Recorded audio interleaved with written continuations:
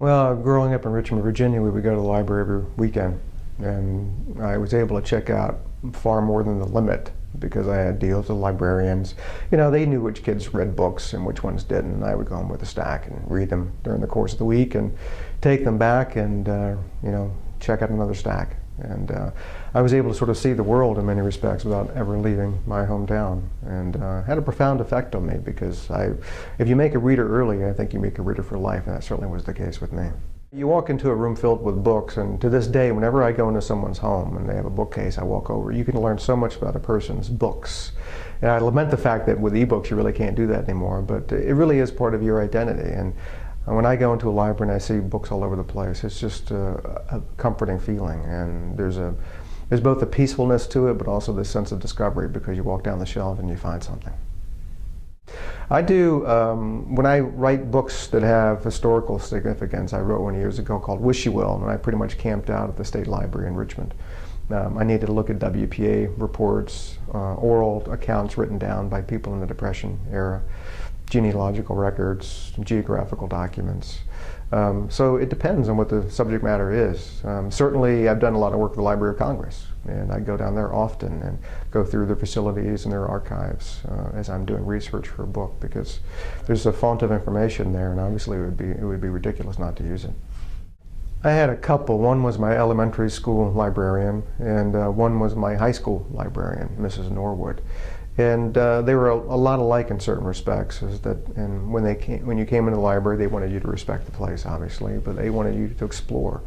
And one of them introduced me to these biographical novels for children. So it was biographies of famous people when they were kids. So you could read about Teddy Roosevelt until he turned 18, or Franklin Roosevelt, or George Washington, or Ringling Brothers, or Thomas Edison.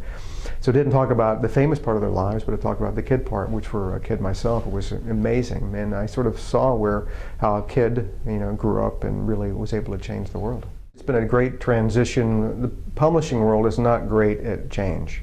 And the publishing world had not changed really for a long time, decades and decades and decades, and then all of a sudden this ebook phenomenon came and the tipping point came, and all of a sudden their whole business model was turned upside down. There's a shakeout period, and obviously I think greater access and granting access to libraries for books, ebooks, any type of format, audio is very important. I think the publishers are going to get there. They're trying to figure out how they can do all of this and still make money. As we all know, they have a lot of challenges from enormous competitors out there whose main business is not books, and and so it's difficult to compete against behemoths like that. I think that at the end of the day, the publishers will provide a lot more access. They just have to figure out how they can make money doing it and to make sure the industry survives.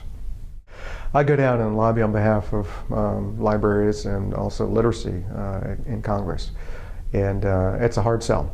It shouldn't be, but it is. Everybody loves reading, everybody loves books, everybody loves libraries, but it's easy to cut stuff like that in bad economic times. I say because a lot of the kids who benefit from that can't vote yet, so they don't really care. But they cut off our own future when we do that. I give this anecdote that when dictators take over a country, the first thing they do is not kill all the lawyers, per Mr. Shakespeare. They have this checklist, and the number one issue on their checklist is they close all the libraries. Because libraries are places of differences of opinion and ideas and thoughts, and that's the last thing an oppressive dictator wants. So for me, libraries right now are never been in greater demand. If you go into any library, they're packed. The only thing they're not packed with are books and librarians because of budgetary cuts. It's a short-sighted approach, and we're going to feel the effects of doing something like that. If we want to spend money on something that's going to help this country move it forward, we can turn away from the bombs and turn back to the books. Banned and challenged books, it's always great for the author because people immediately just want to go out and buy it and read it and see what all the fuss is about. And we live in a democracy, and at the same time you may not like some of these things. I don't like the KKK being able to march down to the Capitol. But we live in a place that grants freedom of speech to everyone, so it's important, even the ones you don't agree with. So people can challenge books, they can try to ban books if they want. I don't think any of that should ever happen, but they certainly have the right to raise the objections about it. I obviously, as a writer, I don't agree with censorship. If you don't agree with what's in a book, don't read it. If you want to tell other people not to read it, fine, but don't try to go in and rewrite the book. The one I'm here for is called The Finisher. It's a young adult book that I spent 5 years writing, and it deals with a girl named Vega Jane, and she's 14. I don't use the term years, but sessions old, and she lives in a place called Wormwood, and around Wormwood is the Quag, and there's nothing beyond the Quag, so it's kind of like us in the universe. We're the only ones out there. And there's no reason to leave Wormwood, and no one's ever visited Wormwood. There's no place to visit from, until she finds out that maybe all of that is not true. So I spent 5 years writing it. I sold it under a pseudonym because I wanted people to buy it for the book, not necessarily for the name behind it.